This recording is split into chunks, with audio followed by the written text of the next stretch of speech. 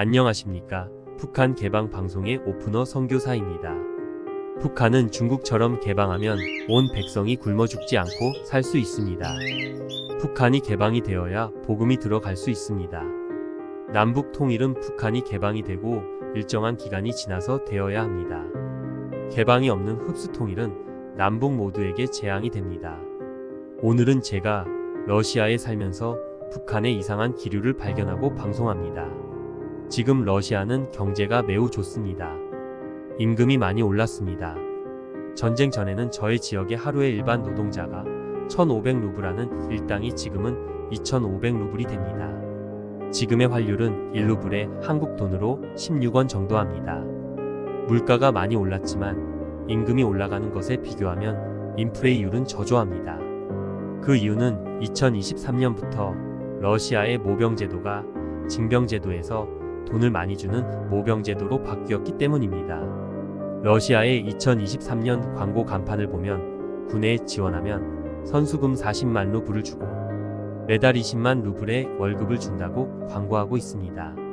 참전하는 용사에게는 은행에서 대출받은 돈은 원금과 이자를 중지한다고 합니다. 올해 들어와 지방자치단체에서 선수금을 보조 지원하여 주고 있습니다. 지역에 따라 다르지만 장교는 3천만원, 일반 병사는 1,500만원 정도의 선수금을 받습니다. 부상당하면 500만원, 전사하면 1억 원을 받습니다. 군대 간 많은 사람들로 인하여 러시아 실업률이 2%로 아주 적습니다. 미국이 4%, 독일 6% 한다고 합니다. 노는 남편이 있는 집은 부인이 남편에게 군대 가라고 톡촉합니다. 2023년 11월에 김정은이가 러시아 우주항공기지에서 푸친을 만났습니다. 이때 도움을 받아 위성 발사를 성공하였습니다.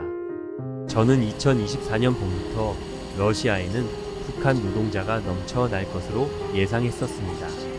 그러나 들어오는 사람이 없고 기존의 코로나 때문에 국경이 닫혀 북한으로 돌아가지 못하고 있던 사람들만 고국으로 돌아갔습니다.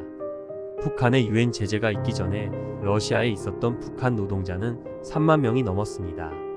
이들이 러시아에서 벌어서 북한으로 들어간 돈은 매년에 3.6억 달러가 넘습니다.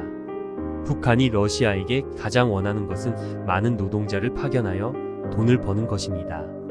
2024년 6월에 푸친이 북한을 방문한 이후에 저는 또 북한이 러시아로 노동자를 많이 파견할 줄 알았습니다. 그러나 현재까지 북한 노동자들이 나와서 일을 하지 않고 있습니다. 왜 이렇게 러시아가 북한의 노동자를 받아들이지 못하고 있을까요? 그 원인이 두 가지 정도가 생각이 됩니다. 첫째는 중국이 러시아에 압력을 넣은 것 때문이라고 생각합니다. 러시아는 지금 중국의 도움을 받지 못하면 전쟁 수행이 불가능합니다. 둘째는 북한에서 가지고 간 폭탄이 분량이 많아서 다시 분해하여 재조립하여 사용한다고 합니다. 러시아의 군수공장은 이제 모든 정상적인 재가동을 하고 있으므로 북한에 무기가 별로 필요가 없습니다.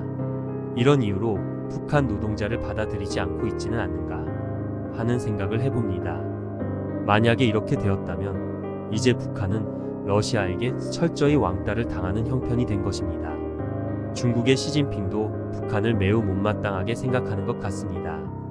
2020년 1월에 중국과 북한의 국경을 코로나로 인하여 봉쇄되었습니다. 그리고 현재까지도 일반인들의 수출입을 통제하고 있습니다. 연변 조선족 중에 20년 넘게 북한을 다니면서 장사하던 사람이 있었습니다. 그는 4년 반 동안 북한에 들어가지 못하고 있습니다.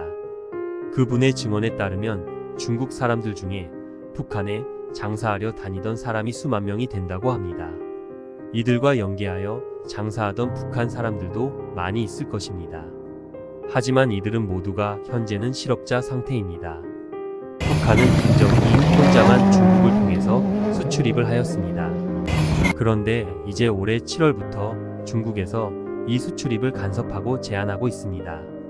중국의 북한 노동자가 10만 명이라고 합니다.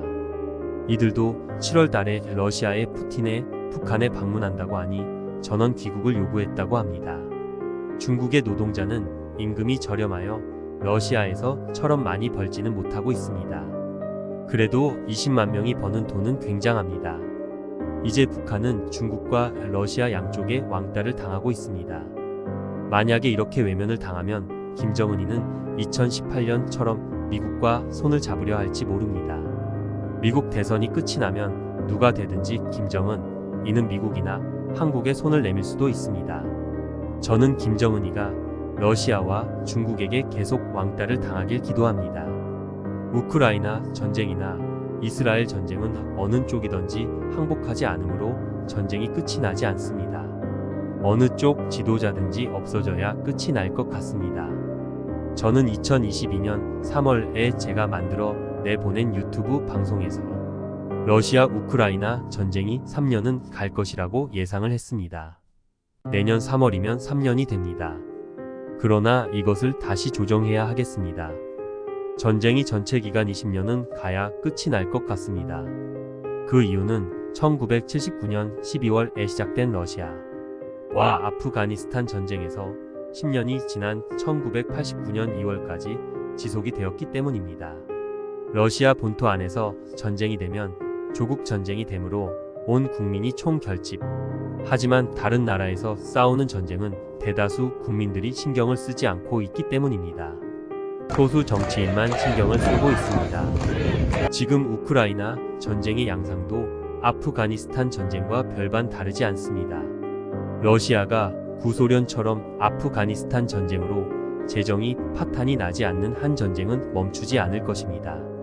우크라이나도 외국에서 계속 전쟁 물자가 쏟아져 들어온다면 결코 멈추지 않습니다. 결국은 미국이 손을 거두어야 전쟁이 끝이 날 것입니다. 아프가니스탄 전쟁에서 미국의 지원이 아프가니스탄을 승리로 이끌게 하였습니다. 미국의 방산 업체들은 전쟁이 끝이 나지 않도록 로비를 계속 추진할 것입니다. 따라서 앞으로 3-4년 안에 전기차가 많이 나와서 유가가 하락이 되어야 할 것입니다. 그리고 그 이후 3-4년 러시아의 재정이 거덜이 나야 할 것입니다. 세상에는 너무나 변수가 많이 있습니다. 나는 이 모든 것은 하나님의 손안에 있다고 믿습니다. 북한 땅에 김일성 3대를 우상으로 섬기는 어리석은 백성을 하나님이 불쌍히 여기시고 이 기회에 북한이 개방되기를 기도합니다. 지금까지 경청하여 주시어 감사드립니다. 이 방송을 듣고 공감하시면 주변 사람들과 공유하시고 전달하여 주시길 바랍니다. 방송을 들고 느끼신 것을 댓글로 남겨주시면 감사하겠습니다. 처음 보시는 구독을 눌러주시면 출연되는 방송을 계속 보실 수 있습니다. 방송 하부에 북한 개방 방송 마크를 클릭하시면 지나간 방송을 모두 보실 수가 있습니다. 저는 북한이 개방될 때까지 계속 유튜브 방송을 하겠습니다. 다음 만날 때까지 안녕히 계십시오.